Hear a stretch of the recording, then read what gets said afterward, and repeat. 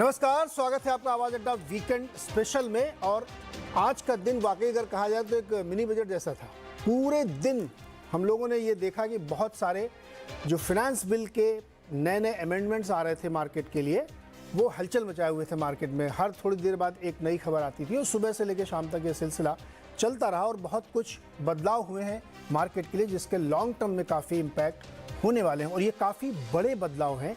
इसलिए इस पर आज हम लोग चर्चा करें, क्योंकि आप भी पूरे वीकेंड में बैठेंगे तो इसी पे विचार विमर्श करते रहेंगे कि किसका कहाँ इम्पैक्ट पड़ने वाला है, अब इसमें आगे क्या हुआ और कैसे इससे जूझा जाए। तो आज हमारे जो ऑन द शो या हमारे एजेंडे में 3 चीज़ें शामिल हैं। उसमें एक है डेट म्यूचुअल फंड में इंडेक्सेशन खत्म कर दिया गया है। यानी जो आपको एक रियायत मिलती थी कि आप डेट म्यूचुअल फंड में जाते तो आपको इन्फ्लेशन एडजस्ट करके टैक्स लिया जाता था, वो अब खत्म हो गया है। अब बिल्कुल नॉर्मल तरीके से आपसे टैक्स की वसूली होगी। दूसरी एक बड़ी घटना ये हुई है कि एसटीटी जो लगती है, सिक्योरिटीज़ ट्रांजैक्शन टैक्स, उसको 25% बढ़ा दिया गया है। यानी अब आप जो एफएनओ के सौदे करेंगे उसमें एसटीटी जो आप भरते हैं उसमें 25% ज़्यादा लगा दिया गया। सरकार ने एक और आपके ऊपर बोझ बढ़ा दिया। अगर आप बहुत ही एक्टिव ट्रेडर हैं तो आप इसके लिए तैयार रहिए। तीसरा विषय हमारा ये होगा कि इन दोनों झटकों को झेलने के बाद, ग्लोबल मार्केट के झटके झेलने के बाद मार्केट का मूड कैसे सुधरेगा और यहाँ से आगे डायरेक्शन क्या होगा मार्केट का। ये 3 हमारे आज के बड़े विषय हैं। इसी पे हम आज बातचीत करेंगे। हमारे साथ जो मेहमान मैं आपकी परिचय कराता हूँ उनसे। सुनील सुब्रमण्यम जी हमारे साथ हैं, एमडी एंड सीईओ हैं सुंदरम म्यूचुअल फंड के, और इस शो के वो खास मेहमान हैं, हमेशा हमारे साथ जुड़ते हैं और आज तो इन्हीं के फील्ड में सबसे बड़ी घटना हुई है। संजय सिन्हा जी हमारे साथ हैं, फाउंडर एंड सिट्रस एडवाइज़र के, बहुत लोगों के पोर्टफोलियो और पैसे मैनेज करते हैं, क्वेरीज दिन भर सॉल्व कर रहे होंगे, हमारा ऐसा अनुमान है।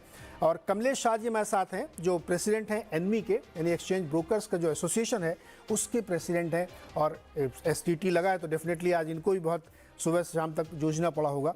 गुरमीत चड्ढा है, इन्होंने हमारी बहुत मदद की। जब से ये खबर आई है म्यूचुअल फंड वाली, तब से हम लगातार ये समझने की कोशिश कर रहे हैं कि कहाँ किसके ऊपर कितना असर और ऐसा क्यों किया गया, ये सब जानने की आज हम कोशिश कर रहे हैं। आप सबका सर बहुत बहुत स्वागत है। पहला विषय मैं लेना चाहता हूँ, डेट म्यूचुअल फंड पर जो इंडेक्सेशन खत्म किया गया है, इसको थोड़ा समझते हैं। सुनील सर, बड़ी आसान भाषा में हमारे दर्शकों को बताइए कि ये इसका क्या मतलब क्या है। इंडेक्सेशन खत्म कर दिया मतलब क्या कर दिया? देखिए, हर व्यक्ति डेट में इसलिए निवेश करना चाहता है क्योंकि उनको एक सेफ्टी या अश्योर्ड या एक ब्रॉड माइना रिटर्न, क्योंकि इक्विटी मार्केट में आपको -20% से +40% तक रिटर्न मिल सकते हैं, मगर डेट में उनको एक उम्मीद है कि थोड़ा स्टेबिलिटी हो, पैसे का रिस्क कम हो और थोड़ा रिटर्न इनकम रेगुलरली आने की एक आशा रख सकते हैं। तो उसमें ऑप्शंस क्या है उनके सामने? आज के दिन में आप देखें तो एक तरफ बैंक की डिपॉजिट है, प्राइवेट सेक्टर की फिक्स्ड डिपॉजिट्स है, फिर आरबीआई की बॉन्ड्स है, फिर गवर्नमेंट सिक्योरिटीज है और फिर डेट म्यूचुअल फंड्स हैं। तो इसमें क्या था कि खाली डेट म्यूचुअल के पास उन्होंने एक इंडेक्सेशन का बेनिफिट दिया गया था, ताकि मार्केट में डेट में भी थोड़ा रिस्क होता है, मार्क टू मार्केट में आपको लॉस हो सकता है। उस चीज को काउंटर करने के लिए एक इंडेक्सेशन का बेनिफिट देकर आपके रिस्क के लिए थोड़ा रियायत दिया गया था, ताकि एक थोड़ा लेवल प्लेइंग फील्ड आ जाए। इसलिए हमारी डेट म्यूचुअल फंड में ज्यादातर एचएनआई इन्वेस्टर जो कि हायर टैक्स ब्रैकेट में है, वो थोड़ा एलोकेशन डेट में करते आ रहे थे इतनी सालों से।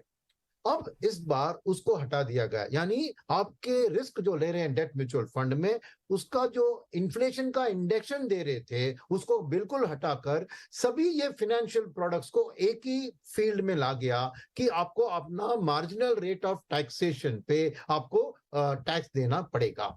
अब इसके कारण क्या होगा कि लोग नेचुरली अब डेट म्यूचुअल फंड से थोड़ा नाराज होकर बाकी ऑप्शंस ढूंढने लगेंगे। क्या है ऑप्शंस? एक तो बैंक डिपॉजिट में एक फीलिंग है कि गवर्नमेंट की गारंटी है, जो डिपॉजिट इनकम कॉर्पोरेशन का खाली 5 लाख का कवर है, पर पब्लिक सेक्टर बैंक तो गवर्नमेंट ओन्ड है, कोई ये नहीं बिलीव करता कि वो डिफॉल्ट करेंगे। और प्राइवेट सेक्टर में भी हमारी इतिहास कहती है कि हमने किसी बैंक को डूबने नहीं दिया, यानी किसी और बैंक से मर्ज करके अल्टीमेटली डिपॉजिटर्स को प्रोटेक्ट किया है। तो वो एक स्ट्रॉन्ग एडवांटेज बैंक डिपॉजिट का, तो नेचुरली एक माइग्रेशन थोड़ा उधर हो सकता है। सेकंड, टैक्स फ्री बॉन्ड जो आरबीआई की आजकल में 5.5-4 उसके लेवल पे ट्रेड हो रही है, तो पोस्ट टैक्स रिटर्न में आप देखें बैंक डिपॉजिट से भी बेहतर है वो रेट, तो शायद वो एक allocation RBI tax free bonds की ओर जा सकती है। मगर इक्विटी म्यूचुअल फंड्स में भी थोड़ा एलोकेशन आ सकता है, क्योंकि लोग सोचेंगे कि अरे मेरे को थोड़ा इक्विटी में टैक्सेशन अभी भी बहुत एडवांटेजेस है, क्योंकि खाली 15% का शॉर्ट टर्म और 10% का लॉन्ग टर्म। तो एक थोड़ा पीपल कहेंगे कि अरे मैं डेट में थोड़ा रिस्क नहीं था यार, अब और थोड़ा ज्यादा रिस्क लेकर इक्विटी में कमाऊंगा और टैक्स का बेनिफिट उठाने की कोशिश करूंगा। सेकेंड कैटेगरी जो बेनिफिट हो सकती है इसमें कि हाइब्रिड कैटेगरी, क्योंकि ये नियम अभी आया है कि 35% वाला जो चीज ना in terms of the whole equity allocation, तो हाइब्रिड कैटेगरी जिसमें में वेरिड अमाउंट ऑफ डेट और इक्विटी होता है, उधर शायद अब लोग कहेंगे ठीक है 35% तक इक्विटी लेकर मेरे को इक्विटी टैक्सेशन मिलने वाला एक प्रोडक्ट में मैं निवेश करूंगा, जिसकी रिटर्न में थोड़ी ज्यादा stability compare to pure equity fund. तो एक हाइब्रिड के लिए मैं एक थोड़ी दिलचस्पी इंक्रीज होते हुए देख रहा हूं। और उसके अंदर एक बहुत सेफ प्रोडक्ट जो है इक्विटी सेविंग स्कीम, जहां पर आर्बिट्राज इक्विटी और डेट, और उधर डेट को 35% ही रखते हैं, मगर आर्बिट्राज एक लेस जो कहते हैं रिस्की प्रोडक्ट है, वॉलेटिलिटी के एडवांटेज उठाती है, उसके कारण इक्विटी सेविंग्स फंड में आपको डेट रिटर्न्स आते हैं विद इक्विटी टैक्सेशन। तो ये मेरे लिए एक फास्टेस्ट ग्रोइंग सेगमेंट में आने वाले दिन में देखूंगा। तो ओवरऑल मार्केट के लिए ये चीज आप देखेंगे, थोड़ा बहुत इक्विटी में एलोकेशन, थोड़ा हाइब्रिड में एलोकेशन, उसके कारण मार्केट में थोड़ा बाइंग। तो एक्चुअली मेरे लिए ये इक्विटी मार्केट के लिए थोड़ी पॉजिटिव है, डेट मार्केट के लिए नेगेटिव है, मगर इक्विटी मार्केट के लिए नहीं, लेकिन तो देखिए ओवरऑल तो ये एक समस्या ये पैदा करेगी, क्योंकि बहुत बड़ा एक मार्केट जो आप डेट का डेवलप करना चाहते थे, वहाँ अब आपने एक ऐसा पेज फंसा दिया जिससे बड़ी दिक्कत होगी। संजय जी मुझे ये बताइए, क्या ये मैं इजीली समझ सकता हूँ कि इसके पीछे क्या लॉजिक रहा होगा? ज़्यादा टैक्स वसूली, सिंप्लीफिकेशन, ये क्या मकसद क्या है इसका? ये क्यों किया गया कि इंडेक्सेशन आपने खत्म कर दिया? क्योंकि बहुत बड़ी संख्या में लोग आते थे इस तरीके के प्रोडक्ट में पैसा लगाने के लिए। ये सवाल मुझसे है जी संजय जी। तो देखिए, सरकार अपने तरफ से तो कोई भी तरीका खोजेगी अपनी रेवेन्यूज को बढ़ाने के लिए, लेकिन जिस बैकग्राउंड में इस टैक्स को इंट्रोड्यूस गया है वही सबसे बड़ा कंफ्यूजन क्रिएट कर रहा है। क्योंकि जहां पर चर्चा हो रही थी कि लॉन्ग टर्म कैपिटल गेन्स में छेड़छाड़ की जाएगी ताकि सारे एसेट क्लासेस को एक दर्जे पर लाया जाए, लेकिन ये तो डिस्कशन हो रहा था इक्विटी के कॉन्टेक्स्ट में, लेकिन इंप्लीमेंट हो गया डेट के कॉन्टेक्स्ट में। तो वो एक जरूर अचरज पैदा करता है। इसका एक कारण ये हो सकता है कि बैंकिंग लॉबी काफी दिन से इस बात को सरकार के सामने रख रही है कि जो बैंक डिपॉजिट की मोबिलाइजेशन है वो उतनी अच्छी नहीं है जितना कि क्रेडिट ग्रोथ है। और बहुत अगर आप हाउस होल्ड सेविंग का परसेंटेज देखेंगे बैंक डिपॉजिट्स में, तो वो परसेंटेज भी अब पहले से गिर गया है। तो हो सकता है कि सरकार ने उन दलीलों को थोड़ी से अपने सामने रखा होगा और बैंक्स के डिपॉजिट मोबिलाइजेशन और खास करके फिक्स डिपॉजिट्स और डेट म्यूचुअल फंड को बराबरी के दर्जा देने के कंटेक्स्ट में उन्होंने इसको इंट्रोड्यूस किया होगा। क्योंकि मैं आपको ये बताऊं कि आज जो लोग सर्विस से रिटायर कर रहे हैं, आप देखेंगे कि अब वो पहले से ज्यादा पैसा फिक्स डिपॉजिट में लगाने के बदले डेट म्यूचुअल फंड में लगाना पसंद करते थे, क्योंकि 3 साल के बाद जो उनको इंडेक्सेशन की बेनिफिट मिलती थी और उस इंडेक्सेशन के कारण पोस्ट टैक्स रिटर्न जो उनको एफडी से मिलता था और जो उनको इंडेक्सेशन के बाद जो टैक्सेशन के बाद जो रिटर्न डेट म्यूचुअल फंड में मिलता था, वो दोनों में काफी ज्यादा डिफरेंस था। इसलिए रिटायरमेंट का जो सेगमेंट, रिटायर्ड लोगों का जो सेगमेंट है, उनका एक बहुत बड़ा तबका डेट म्यूचुअल फंड के तरफ झुकना शुरू कर गया था। और इसमें एक चीज और भी हम लोगों को अपने सामने रखना है कि देखिए फिक्स डिपॉजिट में क्या होता है कि अगर बैंक कोलैप्स ना करे, और जो इंडिया के केस में थ्योरेटिकल कॉन्सेप्ट है, आज तक किसी अच्छे बैंक का कोलैप्स हम लोगों ने सुना नहीं है। जो भी कोलैप्स हुआ है वो कोऑपरेटिव बैंक सेक्टर के बैंक्स में हुआ है। तो फिक्स डिपॉजिट समझिए कि बिल्कुल एक सॉवरेन गारंटी की तरह है, जो प्रिंसिपल और रिटर्न दोनों। अगर आप डेट म्यूचुअल फंड को देखेंगे तो इसमें बाजार का जोखिम आपके लिए तब भी सामने है, यानी कि इंटरेस्ट रेट के मूवमेंट के कारण या फिर क्रेडिट साइकिल के मूवमेंट के कारण आपके डेट म्यूचुअल फंड के रिटर्न जो हैं वो ऊपर नीचे हो सकते हैं। तो चूंकि आपको थोड़ा रिस्क लेना पड़ता है, तो उसके लिए ऑब्वियसली आप चाहेंगे कि आपको थोड़ा प्रीमियम मिले। तो ये जो टैक्सेशन का ट्रीटमेंट था वो एक ऐसा प्रीमियम था जो लोगों को प्रेरित करता था कि इस वोलेटिलिटी के बावजूद, ये उतार चढ़ाव के बावजूद वो डेट म्यूचुअल फंड में निवेश करें। लेकिन अब अगर ये प्रीमियम हट जा रहा है तो ऑब्वियसली एक चैलेंज खड़ा होगा म्यूचुअल फंड इंडस्ट्री के सामने नए निवेशकों को लाने के लिए और एग्जिस्टिंग निवेशक को भी डेट म्यूचुअल फंड के प्रति इंटरेस्ट जारी रखने के लिए। जो कॉन्सलेशन है वो मैं समझता हूँ ये कि ये जो नया प्रावधान है वो 1 अप्रैल के बाद जो निवेश होगा उस पर ही अप्लाई हो रहा है। अब तक के जो इन्वेस्टमेंट्स हैं उस पर ये लागू नहीं होगा। तो इसके कारण जो एग्जिस्टिंग डेट में इन्वेस्टमेंट है वो अगर शॉर्ट टर्म रिक्वायरमेंट के लिए लोग विड्रॉ ना करेंगे और चाहेंगे कि जो एग्जिस्टिंग इन्वेस्टमेंट्स है उसको वो फिक्स डिपॉजिट की तरह ट्रीट करें और जो अभी जो बेनिफिट्स हैं टैक्स के उसका फायदा उठाएं। तो सिंपल लैंग्वेज में ये कहा जा सकता है कि investment in mutual funds are subject to market risk with government policies. ठीक है ये, है ना? नहीं, मार्केट रिस्क को हटा दीजिए, खाली subject to government policy. Subject to government policy मतलब कब क्या बदल देंगे अचानक से पता नहीं मेरे को। गुरमीत, मान लीजिए मैंने 100 रुपए लगाए और 10-10 रुपए हर साल मेरे को बेनिफिट हो रहा था, 5% का इन्फ्लेशन था तो 15 पे टैक्स लगता था, अब पूरे 30 पे लगेगा?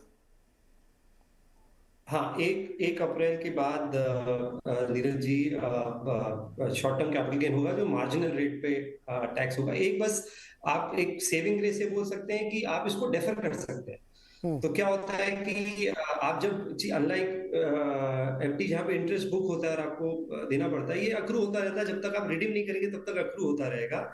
और अगर कभी आपको कहीं पे लॉस है, शॉर्ट टर्म कैपिटल लॉस है, तो आप कभी मतलब अगर लॉस है तो कोई लॉस करना नहीं चाहता है, बट अगर है तो ऑफसेट कर सकता है। और दूसरी छोटा सा एडवांटेज नीरज जी जो है वो है कि देखिए प्राइस जो होता है डेट फंड में वो मार्केट डिटरमाइंड होता है।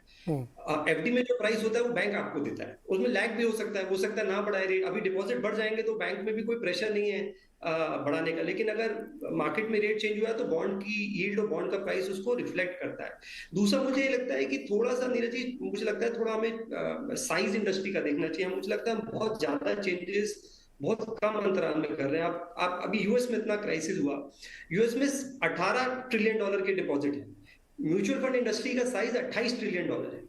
इंडिया में debt mutual fund 14 lakh crore है, एफडी का साइज 200 लाख करोड़ के ऊपर है। तो 1/10 भी साइज नहीं है अगर आप देखेंगे। तो मेरा ये मानना है कि हमें इन्वेस्टर्स को जितना मार्केट ड्रिवन रिटर्न है उसमें ज्यादा इंकरेज करना चाहिए वर्सेस एक जो फिक्स रिटर्न माइंडसेट है। तो थोड़ा सा मुझे लगता है वहां पे चूंकि अब इसके पीछे कारण जैसा सुनील जी ने बोला कि थोड़ा बैंक डिपॉजिट्स पे प्रेशर है, एनबीएफसीज ने भी बोला होगा कि एमएलडीज में लेवल प्लेइंग एमएलडीज में भी हुआ है, इंश्योरेंस कंपनीज में भी 5 लाख से ऊपर की पॉलिसीज को किया है। तो एक वो लेवल प्लेइंग फील्ड के लिए किया गया है। तो मुझे लगता है कि वो लेवल प्लेइंग फील्ड में कहीं ना कहीं थोड़ा सा जो लॉन्ग टर्म ऑब्जेक्टिव है हमारा कि हमें अपने कॉर्पोरेट बॉन्ड मार्केट को और मार्केट ड्रिवन रिटर्न का माइंडसेट लाना है, वो कहीं ना कहीं मुझे लगता है थोड़ा सा मिस हुआ है।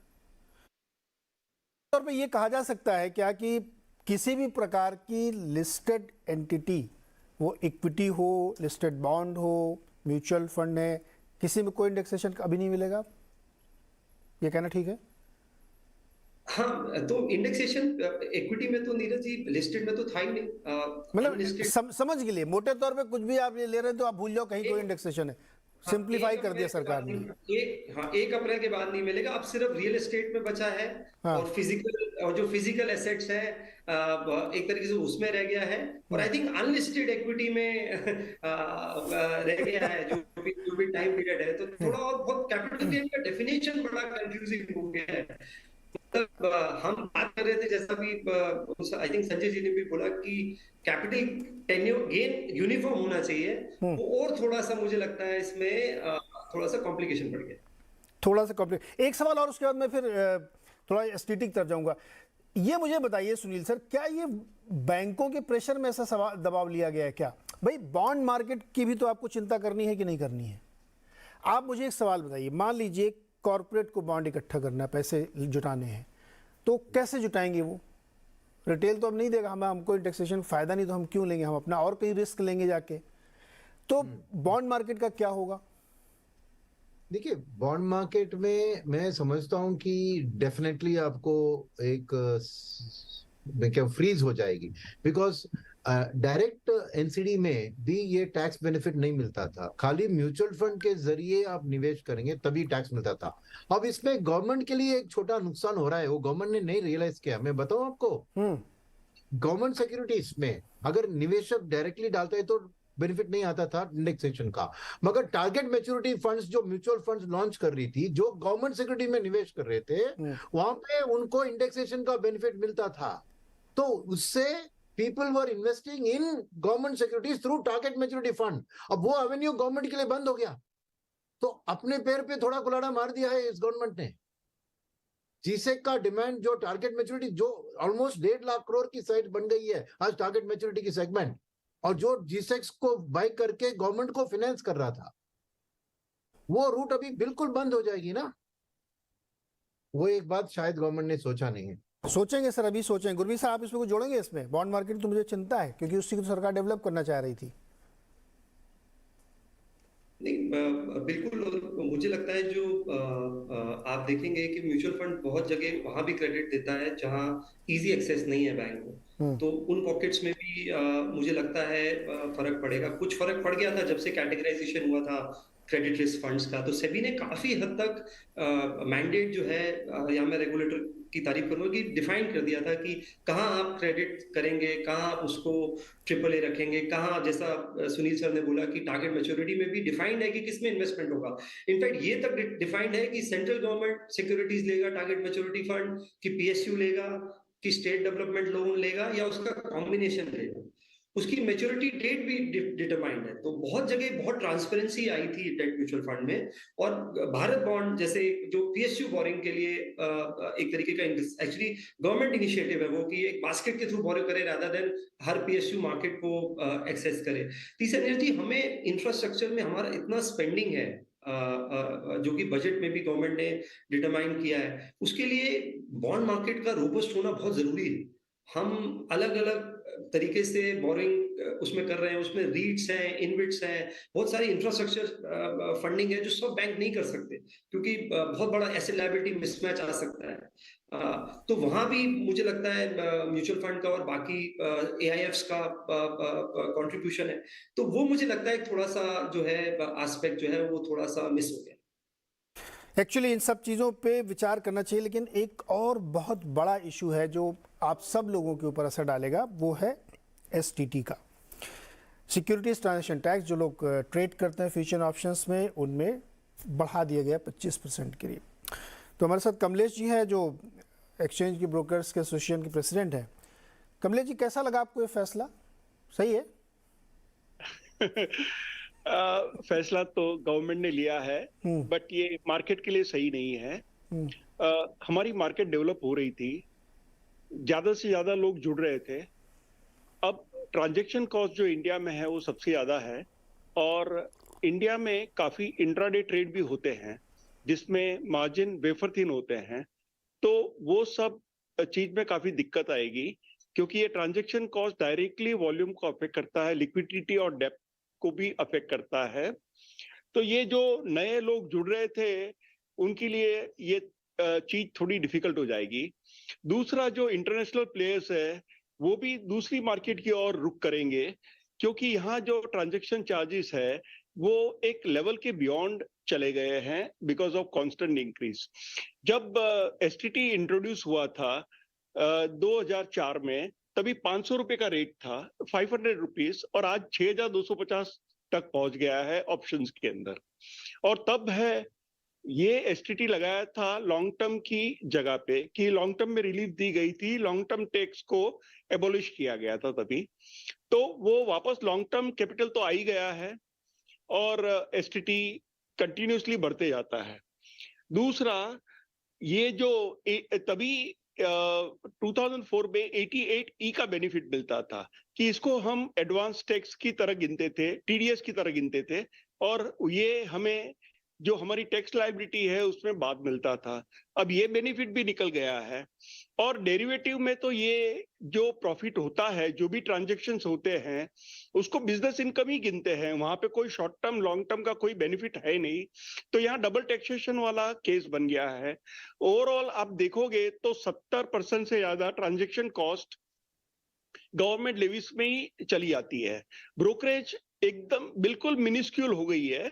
तो ब्रोकरेज के कंपेयर में ये जो ट्रांजैक्शन चार्जेस है और गवर्नमेंट लेवीज है वो काफी बढ़ गई है, which is not a healthy sign. एक लेवल तक रीजनेबल चार्ज हो that encourage people to participate in the market, और कई तरीके की स्ट्रेटेजी से वो वॉल्यूम जनरेट कर सकता है, लिक्विडिटी और डेप्थ जनरेट कर सकते हैं।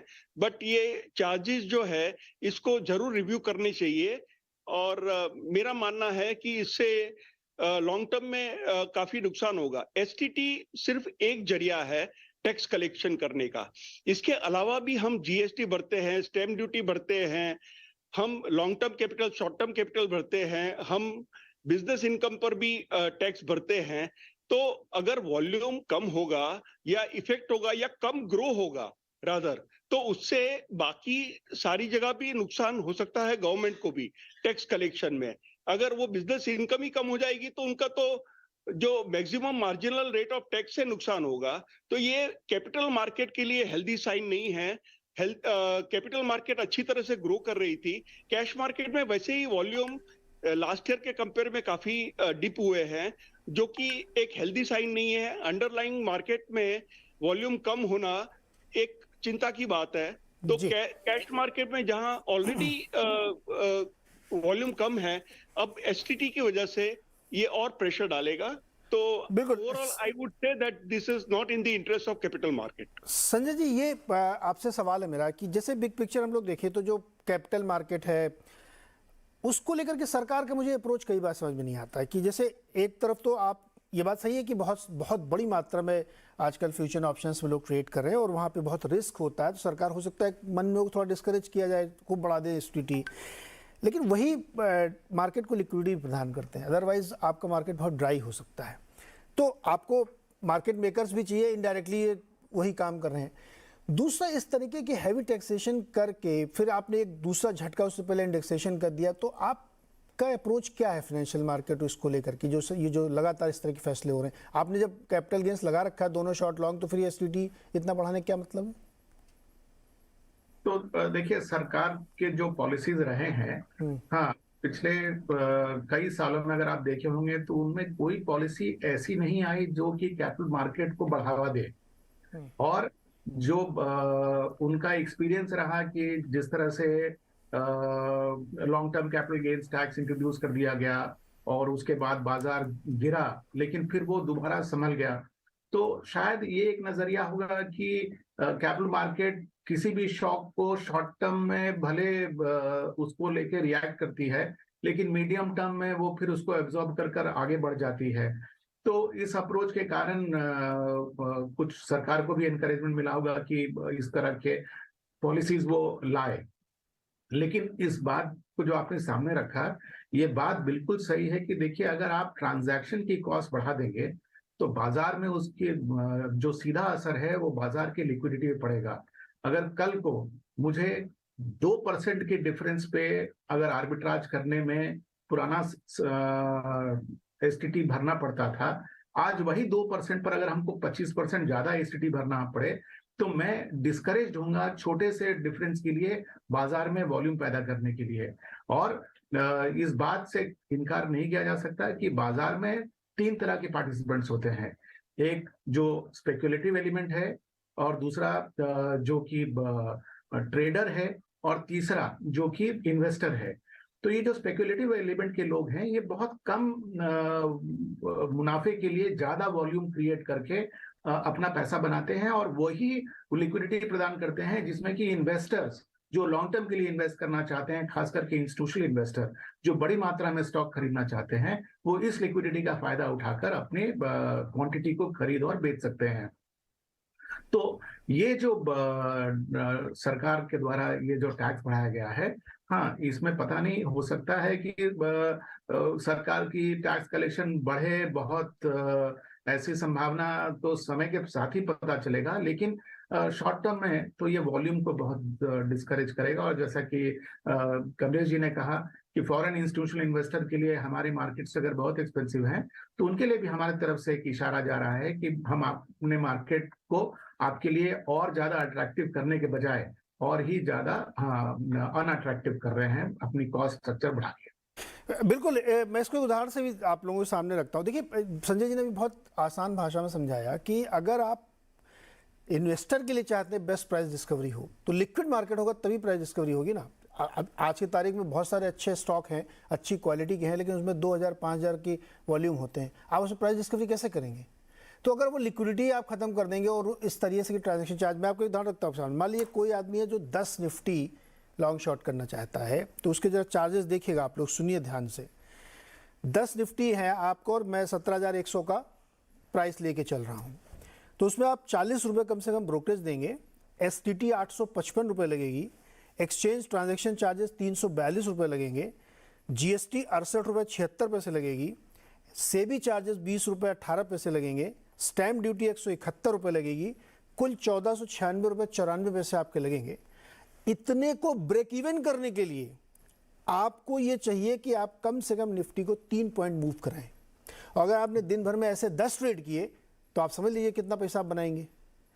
तो अगर आप ट्रांजेक्शन, हमें इसलिए तरह तरह के चार्जेस लगे हुए हैं। ये बिल्कुल ऐसे अपने घर का बिजली बिल आता है ना, उसमें बिजली बिल कम होता है, उससे ज़्यादा उसमें चार्जेस जुड़े रहते हैं, मतलब तरह तरह के अलग अलग चार्जेस। तो आपको लगेगा कि जितनी बिजली मैंने कंज्यूम की उससे ज़्यादा बराबर के चार्ज लगे हुए हैं। ये मुझे थोड़ा सा सही नहीं लग रहा है। सुनिए सर, ये क्या है भाई, इतना ज़्यादा ट्रांजेक्शन चार्जेस क्यों लिए जा रहे हैं? देखिए, ये एक बहुत हार्श थिंग है कि गवर्नमेंट कैपिटल मार्केट्स को समझती नहीं है, उनको खाली इनकम दिखती है। तो जैसे संजय जी ने बताया, long term capital gains tax को इंट्रोड्यूस करना, अभी आंकड़े देखिए, लॉन्ग टर्म कैपिटल गेन्स के नंबर्स गवर्नमेंट के रेवेन्यू में कुछ नहीं है। क्या है कि वो एक शेयर बाजार को ही एक ओवरऑल स्पेकुलेटिव समझती है और स्पेकुलेटिव चीज के कारण उसको टैक्स लगाकर अपना इनकम बढ़ाने की सोच रही है। मेरे को ये नहीं लगता कि एक development of the capital market holistically, उसमें शॉर्ट टर्म में आपको एक जॉबर्स की जरूरत है, बाय एंड सेल की कोई ऑप्शन हो, लिक्विडिटी डेवलप हो, डेट कैपिटल को डेवलप हो, जो भी डिसीजन ले जा रहे हैं ना, वो प्योरली एक इनकम एंगल से ले जा रहे हैं। एक कैपिटल मार्केट को एक मैच्योर तरह से एक इंटरनेशनल एडवांस देशों में जो कैपिटल मार्केट की स्थिति है वहां पे हमें ले जाना है, ऐसी एक लॉन्ग टर्म प्लान मुझे नहीं दिखती है। ये मेरे लिए एक बहुत अफसोस की बात है। इस गवर्नमेंट की जो एक्शंस हम देख रहे हैं, तो ये STT का भी बहुत, मैं समझता हूँ कि लिक्विडिटी ड्राई अप करने की कोशिश हो रही है। तो बिना सोच समझ के शायद ये सब डिसीजन लिया, और इसमें डिस्कशन भी नहीं हुई है। देख लीजिए आप, बजट के टाइम में कुछ पेश नहीं किया, budget post budget parliament discussion में नहीं आया, खाली एक दिन बिफोर फाइनेंस बिल के इंट्रोड्यूस करके इसको बिना छुपे रुस्तम की तरह करके जाने का, वो भी एक माहौल ठीक नहीं था मेरे लिए। तो खाली खैर ना, उनको खाली प्रॉफिट दिखता है जो स्टॉक मार्केट से लोगों को बन रहा है, उससे कैसे हम अपना थोड़ा इनकम बढ़ा दे, यही एक सोच से वो भेजले आगे जा रहे हैं। और शायद किसी को, गवर्नमेंट को जाके समझाना पड़ेगा कि एक हेल्थी डेवलपिंग कैपिटल मार्केट देश के लिए बैंकिंग सिस्टम की लोड, NPA की लोड को कम होती है। ऐसी चीजों को किसी को उसको एजुकेट करने की जरूरत है मेरे ख्याल। अगर आपने इतना पैसा बना भी लिया ना, ब्रेक इवन कर भी लिया, या थोड़ा बहुत मान लीजिए 10 रुपये आपने कमा भी लिए, तो उसमें फिर हम 33% टैक्स अलग से लेंगे। ये भी नियम है। ये मतलब भूल गए होंगे लोग, मैं याद दिला दूं कि ऐसा नहीं कि उतना दे के छुट्टी है, कमाने के बाद 33% टैक्स ही आपको देना मैक्सिमम स्लैब में। फिर आपको क्या लगता है, ये जो 2 झटके आज दिए गए हैं सुबह सुबह, ये क्या है? What is this? मेरे से नीरज जी जी आपसे गुरमीत। नीरज जी, एक वो कहावत है कि returns are temporary and taxes and charges are permanent. तो वो होता दिख रहा है जैसा आपने अभी अपने पूरी मैच दिखाई। मुझे लगता है थोड़ा सा ना सेंटिमेंट पे भी थोड़ा सा मुझे लगता है हमें ध्यान देना चाहिए। जब इतना सेलिंग है पिछले 3 साल में नीरज जी, मैं एफएनओ करता नहीं हूँ, मैं लॉन्ग साइड पे हूँ, बट मैं आपको कुछ आंकड़े देता हूँ। 2021 में 90,000 करोड़ निकाला है एफपीआई ने, सेकेंडरी मार्केट की बात कर रहा हूँ। 2022 में 2,78,000 करोड़ निकाला है, और ये साल लगभग 52-53,000 करोड़ की सेलिंग हो चुकी है। तो आप देखिए इंडिया एक ऐसा मार्केट है जहां लगभग $60 बिलियन निकल गया है 3 साल में, 2.5 साल में, और निफ्टी अभी भी मोटा मोटा 17,000 है। तो ये जो रिटेल इन्वेस्टर्स हैं और जो डोमेस्टिक इंस्टीट्यूशंस हैं, उनके पार्टिसिपेशन से थोड़ा सा मुमकिन हुआ है। तो मुझे लगता है यहाँ पे आके अगर और चार्जेस लगाए जाए और टैक्स लगाया जाए, तो एक तरीके से हम रिवॉर्ड करने की जगह शायद वो पनिश कर रहे हैं उस सेंसी को। और जैसा मैंने बोला, इंडिया में अभी ये जो कल्चर है मार्केट ड्रिवन रिटर्न्स का, ये बहुत नेसेंट स्टेज पे है, बहुत लंबा सफर तय करना है। 4-5% लोग पैसा लगाते हैं मार्केट में, तो इसको थोड़ा सा मुझे लगता है लॉन्ग टर्म व्यू लेना चाहिए, क्योंकि रिस्क कैपिटल है। और अगर हमें वाकई में $5 ट्रिलियन, $10 ट्रिलियन इकोनॉमी बनना है, हम खाली बैंक बैक लेंडिंग से और ट्रेडिशनल प्रोडक्ट से नहीं बनेंगे। हमारा कॉर्पोरेट बॉन्ड मार्केट, हमारा रिस्क कैपिटल एनवायरनमेंट बहुत रोबस्ट होना चाहिए। दूसरा मुझे लगता है शायद थोड़ा सा गवर्नमेंट, मेरा ये मानना है, अभी बाकी डिटेल्स आएंगी, थोड़ा नच भी कर रहा है। जैसे आई थिंक वो गिफ्ट सिटी में एग्जेम्पशंस दे रहे हैं, तो मे बी वहां वो रूट थोड़ा नच करने की बात है। और मे बी जो पीछे अभी एफएनओ वॉल्यूम बहुत ज्यादा बड़े हैं, वो ज्यादातर ऑप्शन ड्रिवन है। हो सकता है वो अप्रोच रही हो, बट कहना बहुत मुश्किल है इस समय पे नीरज जी। बट थोड़ा सा सेंटीमेंट डैम्पर जरूर है। जी कमलेश जी, लेकिन एक चीज़ तो है कि मतलब क्लाइंट को नफ़ा और नुकसान हो, ब्रोकर्स का तो पैसा बन ही रहा है, ऐसा हम लोगों को लगता है कि आप लोग छाप रहे होंगे। अब पैसा किसका बन रहा है वो अलग बात है। मैं ये कहना चाहता था कि यहाँ पे आप ट्रेड करो, हाँ, आप पैसे कमाओ या ना कमाओ, हाँ, टैक्स तो आपको जरूर भरना है। यस, तो एसटीटी तो भरना है, आपका लॉस होगा तो भी आपको एसटीटी भरना है। हाँ, अब ये ट्रांजैक्शन चार्जेस ऐसे है कि ये रस्सी है, जितनी आप खींच सको उतना खींच लो, हाँ, उसके बियॉन्ड अगर खींचना चाहोगे तो टूटेगी। तो ये एक ट्रांजैक्शन चार्जेस एक चाहिए, तो हम वर्ल्ड की कंपैरिजन कर सकते हैं कि दुनिया भर में कैसे ट्रांजैक्शन चार्जेस की पॉलिसी बनाई गई है और कैसे वो चार्ज करते हैं। तो इंडिया में सबसे ज्यादा चार्जेस है। अब ये बहुत ही अनअट्रैक्टिव कर देता है। There are various type of participants in the market. हम काफी एम्प्लॉयमेंट भी जनरेट करते हैं। ये जो जॉबर्स है, डीलर्स है, डे ट्रेडर्स है, ये सारे लोग पार्टिसिपेट करने से काफी एम्प्लॉयमेंट बढ़ती है, काफी वॉल्यूम बढ़ता है, काफी डेप्थ ऑफ लिक्विडिटी बढ़ती है। और एक transaction charges beyond a limit is not healthy for the market. देखिए अभी एक भी टैक्स कम नहीं हुआ है। जब जीएसटी लाए थे तो बोल रहे थे कि सारे टैक्स खत्म होके एक ही जीएसटी लगेगा, अभी तो सारे टैक्स लग रहे हैं। इवन डिविडेंड पर भी अभी पूरा टैक्स लग रहा है। जो भी रिटेल इन्वेस्टर है, जो भी डिविडेंड पाता है, उसको पूरा टैक्स लग रहा है अपने हिसाब से। तो ये सारी जो पॉलिसी है, एक कैपिटल मार्केट के लिए सेपरेट सेल होना चाहिए जो कि ये सारी चीज की समीक्षा करे। बाद में it is prerogative of the government to decide whatever they want to do, but it has to be in the interest of the capital market. जैसे मेरे कलीग ने बताया था कि खाली 4% पेनिट्रेशन है अभी तो पेनिट्रेशन और बढ़ना है, लोगों को जुड़ना है। और ये जो पैसे आते हैं मार्केट में, उससे गवर्नमेंट को भी फायदा होता है, उनका भी डिसइन्वेस्टमेंट प्लान में हेल्पफुल होता है। और कैपिटल मार्केट ग्रो करेगा तो फंड रेजिंग भी इजी हो जाएगी। तो हमें काफी ग्रो करना है, हमें ट्रेड इन इंडिया बनाना है। अगर ये सारी चीज करनी है तो एक लिमिट तक ही ट्रांजैक्शन चार्जेस होने चाहिए, और गवर्नमेंट इसको जरूर से रिव्यू कर सकती है। अच्छा कमलेश जी, एक छोटा सवाल, ये चूंकि बजट का ही एक प्रपोजल है जो अब अमेंड होके आ रहा है, पर इस बजट से पहले बहुत कंसल्टेशन के दौर चलते हैं, तो आप लोगों से कंसल्टेशन हुआ था कि हम एसटीटी बढ़ाना चाहते हैं? नहीं, ये सवाल उठा नहीं था कभी भी, और हम तो ये चाहते थे कि ये घटाया जाए।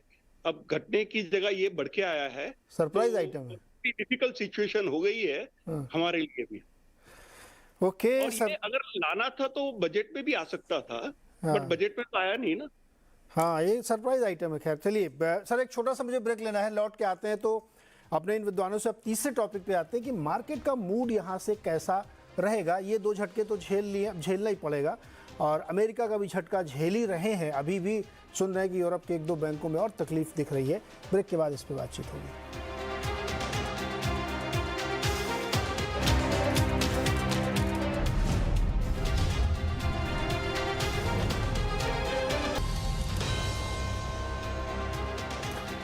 स्वागत है एक बार फिर से आपका आवाज़ अड्डा में, और आज हम बातचीत कर रहे हैं दो जो नए प्रावधान जोड़े गए हैं। एक इंडेक्सेशन खत्म किया गया, दूसरा एसटीटी बढ़ाया गया है, तो उस पर हमने काफ़ी चर्चा की। और अब हमारा तीसरा विषय है कि यहाँ से बाजार का मूड कैसा रहेगा, डायरेक्शन क्या होगा। सुनील सर, क्या लग रहा है यहाँ से मूड कैसा रहेगा? अब तो फेडरेट ने भी जो भी करना था कर दिया, हमारे यहाँ भी जो भी होना था हो गया, अब आगे यहाँ से क्या होगा? सर अनम्यूट करिए प्लीज़। नहीं नीरज जी, मार्केट एक कॉकरोच की तरह है। हाँ। अल्टीमेट होलोकॉस्ट का सर्वाइवर कॉकरोच होगा। हाँ। वैसे हमारे मार्केट भी जितना भी आप पिन प्रिक दे, जितना भी झटका दे, हम उठेंगे, क्योंकि मार्केट में फ्यूचर में प्रॉफिट बन सकती है। तो मेरे ख्याल में ये सब आजकल के लिए थोड़ा झटका होगा और मार्केट वापस उठ जाएगी, number one. Number two, market की जो बात करते हैं मार्टिन, हम स्टॉक मार्केट की बात करते हैं। डेट मार्केट में जरूर थोड़ा झटका लगेगा। म्यूचुअल फंड की डेट फ्लोस में कमी आएगी, वो एक स्थिर जगह रह जाएगा। मगर जैसे मैं समझ रहा हूँ ना, थोड़ा हाइब्रिड में आके थोड़ा आपको इक्विटी में पैसा आएगा, और शायद बैंक के लिए ये पॉजिटिव डेवलपमेंट है, तो बैंकिंग शेयर की वैल्यूएशन थोड़ी बढ़ सकती है इस चीज के कारण। तो ओवरऑल मार्केट के लिए मैं लॉन्ग टर्म के लिए ये ऐसी चीज ऑब्जर्व करके आगे जाएंगे, वो प्रॉब्लम नहीं है मेरे लिए। तो क्या है कि क्लियरिटी ये भी आ रही है कि गवर्नमेंट कैपिटल मार्केट डेवलपमेंट की ओर कुछ ध्यान नहीं दे रही है और कुछ स्टेप्स नहीं ले रही है। तो मेरे ख्याल में वो एक चीज है जो मार्केट को एक लॉन्गर टर्म डायरेक्शन में, अगर एक पॉजिटिविटी गवर्नमेंट की ओर से आए कि स्टॉक मार्केट और debt capital market are important for the development of the country, वो एक इंपॉर्टेंट चीज होगी जो मार्केट के लिए एक डायरेक्शन दे सकती है। तो मेरे ख्याल में, क्योंकि इसके ऊपर चर्चा नहीं हुई थी, रिप्रेजेंटेशन जरूर जाएंगे गवर्नमेंट को इसके बारे में कि सडनली आपने डाला, ये इम्पैक्ट है, तो शायद कुछ करेक्शन इसमें आ जाए तो मार्केट फिर दौड़ेगी उसके कारण। वो एक होप, आशा हमें रखना चाहिए कि थोड़ी सैनिटी, थोड़ी गवर्नमेंट से रैशनल थिंकिंग आ जाए इसके बारे में, तो शायद वो एक अप मूव। बट वैसे तो मैं इस चीज का कोई स्टॉक मार्केट के ऊपर एक स्थिर तरह से वो नेगेटिव इम्पैक्ट नहीं देख रहा हूँ। हम आगे जाएंगे इसके बाद। ओके संजय जी, विदेश में इतनी सारी घटनाएं हो रही हैं, अमेरिका में फेड में, सबसे बड़ी चिंता क्या है बाजार की? ब्याज दरें चिंता है, या यूएस में मंदी की आशंका चिंता है? क्या पर हम लोगों की दिक्कत क्या है इसमें सबसे बड़ी? पिछले 2 सप्ताह में जो 2 इवेंट्स हुए, एक तो सिलिकॉन वैली बैंक का कोलैप्स होना और हाल में क्रेडिट स्विस का बेल आउट होना, इससे बाजार में हमको लगता है कि सिस्टम में रिस्क है, इस बात का एहसास कुछ ज्यादा ही बढ़ गया है। अगर आप हिस्ट्री में भी जाएं तो जो हमारी 2008 की क्राइसिस हुई थी वो भी फाइनेंशियल इंस्टीट्यूशन से शुरू हुई थी, और इस बार लगा कि सिलिकॉन वैली बैंक एक आइसोलेटेड इंसिडेंट है, उसके कोलैप्स के बाद बैंकिंग सेक्टर ठीक ठाक रहेगा। लेकिन जिस तरह से उसके बाद सिग्नेचर बैंक का इवेंट आया, और क्रेडिट स्विस तो खैर बहुत ही बड़ा इंस्टीट्यूशन है, उसका बेल आउट होना मेरे ख्याल से पूरे बैंकिंग सेक्टर के लिए एक बड़ा सवालिया चिन्ह खड़ा करता है। और अगर आपने आज के बाजार को देखा होगा तो डॉयचे बैंक के शेयर बहुत बुरी तरह से गिरे हैं। तो मेरे ख्याल से अगर फाइनेंशियल सेक्टर पर दबाव बढ़ता है और इस तरह की क्राइसिस होने की संभावना बढ़ती है, तो इसके बहुत परिणाम हो सकते हैं। मतलब एक तो सिस्टम में रिस्क होना अपने आप में अच्छा नहीं है, और दूसरा इसका सीधा असर पोर्टफोलियो फ्लोज पर हो सकता है। इनफैक्ट अगर इसी कॉन्टेक्स्ट में जेरोम पावेल का जो स्टेटमेंट है उसमें भी अगर देखें तो उन्होंने इस इशू को अपने स्टेटमेंट में एड्रेस किया है। हालांकि उनका ओपिनियन ये है कि ये जो बैंकिंग सेक्टर में डेवलपमेंट्स हुए हैं उससे क्रेडिट फ्लो जो है वो कम हो जाएगा। यानी कि वो भी इस बात को मानते हैं कि जो क्राइसिस है वो सिर्फ 1-2 बैंक के लिए नहीं है, शायद पूरे बैंकिंग सेक्टर के लिए हो। तो मेरे ख्याल से ये जब तक डर सिस्टम से बाहर नहीं होता, बाजार पर इसका बहुत बड़ा ओवरहैंग है। हमारे ख्याल से एफओएमसी का 25 बेसिस पॉइंट का रेट हाइक इस कॉन्टेक्स्ट में बाजार ने एब्जॉर्ब कर लिया, लेकिन ये जो बैंकिंग सेक्टर के जो न्यूज आ रहे हैं उसको बाजार बहुत ही डर के साथ देख रहा है, और जब तक इसमें क्लैरिटी नहीं होगी हमारे ख्याल से बाजार में डायरेक्शन आना बहुत मुश्किल है। ओके कमलेश जी, आपके पास तो sir retail, HNI, ultra HNI हर तरह के लोगों की पल्स होती है क्योंकि वो आपके क्लाइंट हैं। तो पिछले एक आध महीने में, 2 हफ्ते 3 हफ्ते में किस तरीके की उनकी आपकी बातचीत हो रही, वो किस तरह के सवाल आपसे पूछ रहे हैं, कंसर्न दिखा रहे हैं, मतलब क्या पल्स क्या मिल रही लोगों की? देखिए, हम लोग काफी खुश थे बजट से। बजट में मैंने यही चैनल पे 10 से 10 मार्क दिए थे। अब थोड़ा सीन चेंज हो गया है।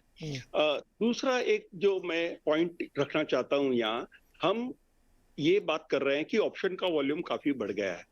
अब ये जो वॉल्यूम है वो नोशनल वॉल्यूम दिखता है, इसीलिए आपको लगता है कि ये वॉल्यूम काफी बड़ा है।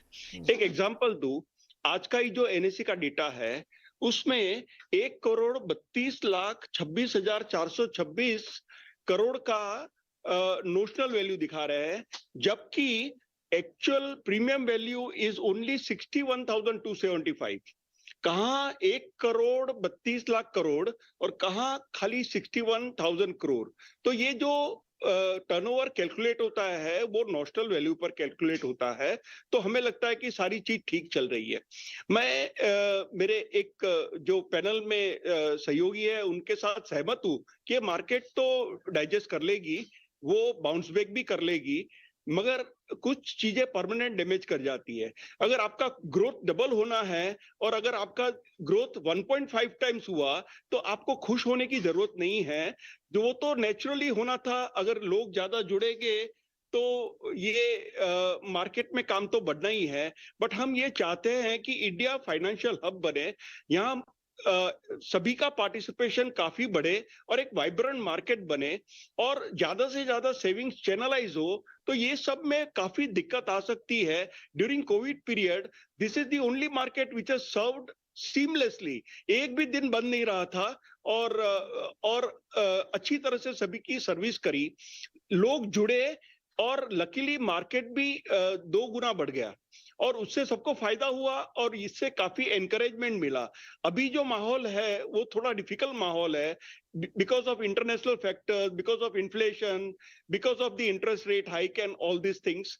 बट हमें ये चाहिए कि जो हमारा जो मोमेंटम पकड़ा था, अगर उसको मेंटेन करना है तो हमें कैपिटल मार्केट की जो रिक्वायरमेंट है, देखिए छोटे से टैक्स कलेक्ट ज्यादा करे या कम करे उससे बहुत फर्क नहीं पड़ेगा, बट अगर मार्केट का ग्रोथ अगर डबल हो जाएगा तो उससे काफी गवर्नमेंट को फायदा हो सकता है। इवन ओवरऑल उनके टैक्स रेवेन्यू में भी काफी इंप्रूवमेंट हो सकता है, ज्यादा से ज्यादा एम्प्लॉयमेंट क्रिएट हो सकती है। और हम अभी इंडिया में एक भी ऐसी फाइनेंशियल ब्रोकर नहीं है कि जिसकी कंपैरिजन हम वर्ल्ड के कोई भी टॉप ब्रोकर से कर सके।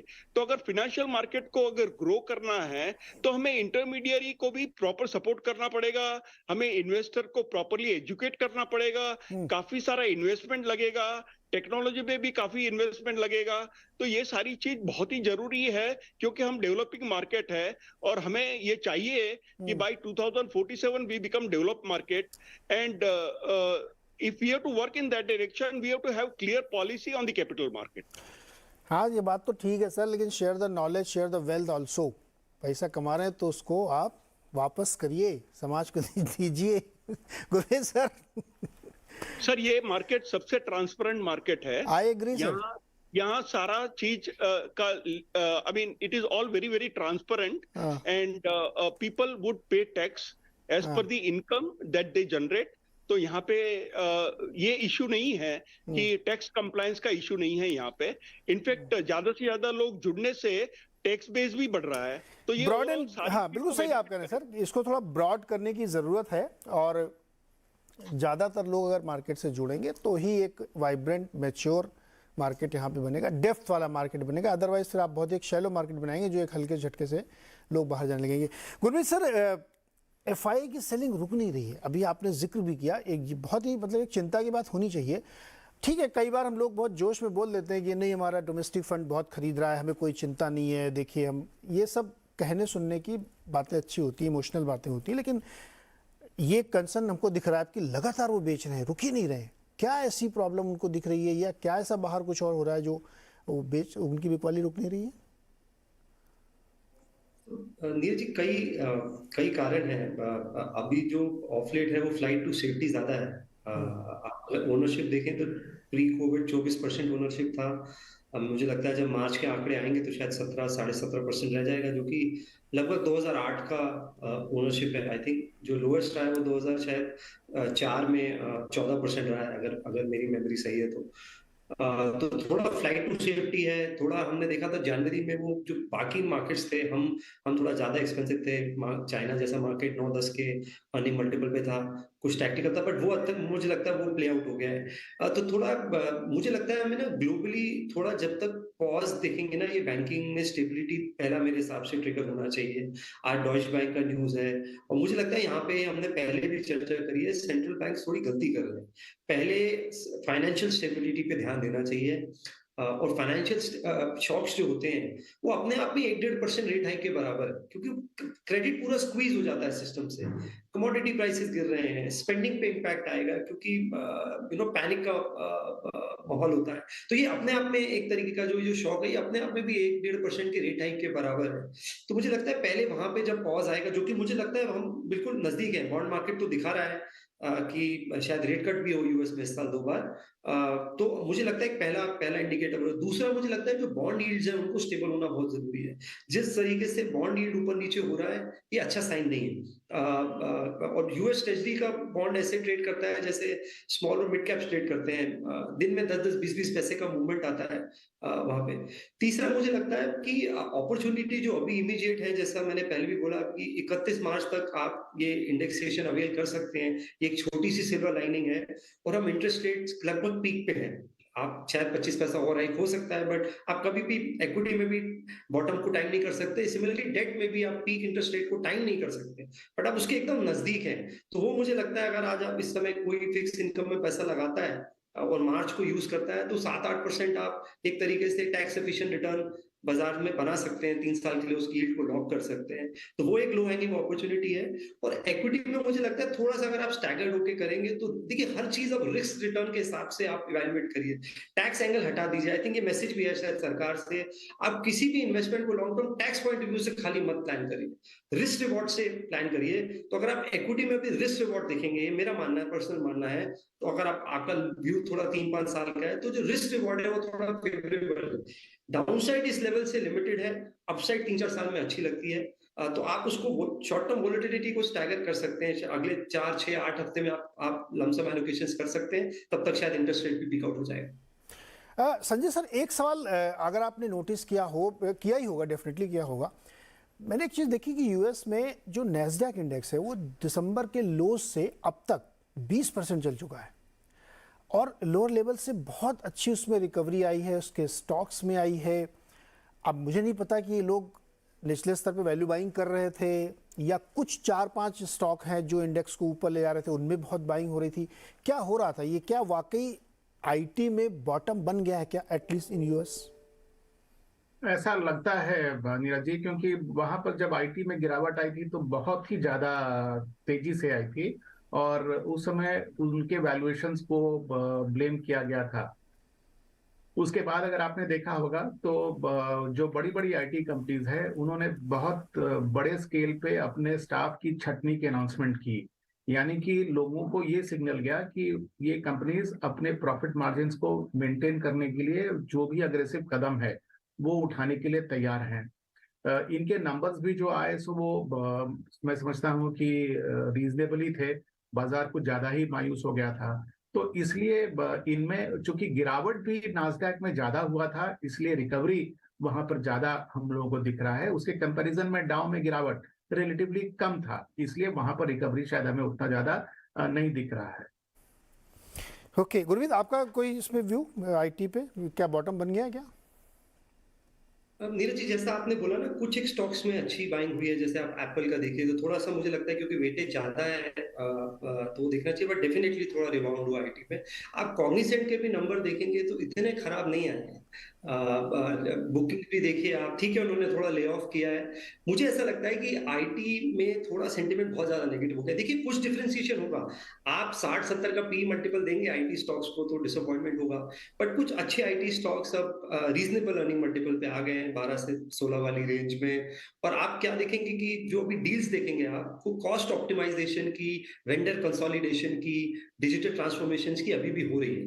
थोड़ा हमें शायद कमेंट्री में पता लगेगा, बीएफएसआई की जो कमेंट्री होगी उस पर थोड़ा ध्यान देना पड़ेगा, बट मुझे ऐसा लगता है कि थोड़ा सा डिफरेंशिएशन आईटी में होगा। जब इंटरेस्ट रेट अगर पीक हो जाएंगे तो टेक्निकली पॉजिटिव है, क्योंकि वो उसी वजह से क्योंकि हाई ग्रोथ सेक्टर है और सारा फोकस अभी हमारा था कि वैल्यू वैल्यू ट्रेडिशनल सेक्टर्स पे था। तो जब बाजार को ये लगेगा कि अब डाउनवर्ड साइकिल है इंटरेस्ट रेट्स की अगले 12 महीने में, 24 महीने में, जो भी बाजार फैक्टर इन करता है, तो थोड़ा सा मुझे लगता है डिफरेंशिएशन होगा। सब शायद अच्छा ना करेगा इंडिया में भी, बट सिलेक्टेड आईटी स्टॉक्स जो है मुझे लगता है अच्छा कर सकते हैं। अच्छा, इतनी हम लोगों ने चर्चा की डेट म्यूचुअल फंड की, इंडेक्सेशन की, और पता नहीं बहुत सारी बातें हुई इसमें। इक्विटी में चूंकि रिस्क प्रीमियम है और उतनी अभी मार्केट चल नहीं रही है तो उसमें भी बहुत सारी दिक्कतें हैं, बहुत सारे एसेट क्लास हम लोग लूटते हैं। तो मेरा एक सिंपल सा मासूम सा सवाल है, गुरमीत आप दे दें या संजय जी आप दे दें, कोई ऐसा प्रोडक्ट है डेट में जो net 8% net of tax return दे with the highest safety? Neeraj ji Neeraj ji अंग्रेजी में एक मुहावरा है, हाँ, उसको कहते हैं have my cake and eat it too. तो यानी नीरज जी, हाँ, नीरज जी 8% तो मैं नहीं बोल सकूंगा श्योरिटी से, लाइकली बोल सकते हैं क्योंकि एश्योर्ड रिटर्न नहीं बोल सकते हैं, बट अगर आप 3 साल से 5 साल का जो बॉन्ड देखेंगे बाजार में, वो करीबन करीबन 7.50 से 60-70 के बीच में है। तो अगर आप एक अच्छा लो एक्सपेंस वाला डेट फंड लेते हैं जिसका YTM 7.5 के आसपास है और आप 3 साल के लिए रखते हैं, तो उसके आसपास का रिटर्न आ सकता है, क्योंकि 4 इंडेक्सेशन मिलेंगे 3 साल 5 दिन में, तो रिटर्न काफी टैक्स एफिशिएंट होगा। तो 8 नहीं, 7 से 7.5 के बीच की प्रोबेबिलिटी बन सकती है। हार्ड बार्गेनिंग कर रहे हैं। चलिए शो खत्म करेंगे यहाँ पे, लेकिन एक शो मेरा मन है अभी इस पे करें एसेट क्लास पे कि कहाँ बढ़िया रिटर्न बन सकता है, क्योंकि मार्केट में इस तरह की बहुत सारी चीजें चल रही है। तो एक दिन फिर किसी दिन इस पे हम लोग चर्चा करते हैं। जाते एक अच्छे न्यूज भी दे देता हूँ सर, बिल्कुल, बहुत छोटे में संक्षेप में एकदम। हाँ बिल्कुल, एक ही लाइन में। एनएससी ने अपने ट्रांजैक्शन चार्जेस में 6% कम किए हैं, बस तो सर कुछ राहत मिल जाएगी। चलिए, ये बहुत ही गुड इंस्टेंट न्यूज डिसीजन है। हाँ। और मैं कॉन्ग्रेचुलेट करूंगा एनएससी को जी। कि उन्होंने ट्रांजैक्शन चार्जेस कुछ हद तक कम करने की कोशिश करी है, which is in line with our market expectation. Thank you. चलिए, बिल्कुल बहुत अच्छी खबर है ये, कुछ तो कम से कम राहत मिली। आप सबका सर बहुत बहुत शुक्रिया हमारे साथ जुड़ने के लिए। एंजॉय करिए वीकेंड में, ध्यान रखिए अपनी हेल्थ का। बहुत बहुत शुक्रिया हमारे साथ जुड़ने के लिए।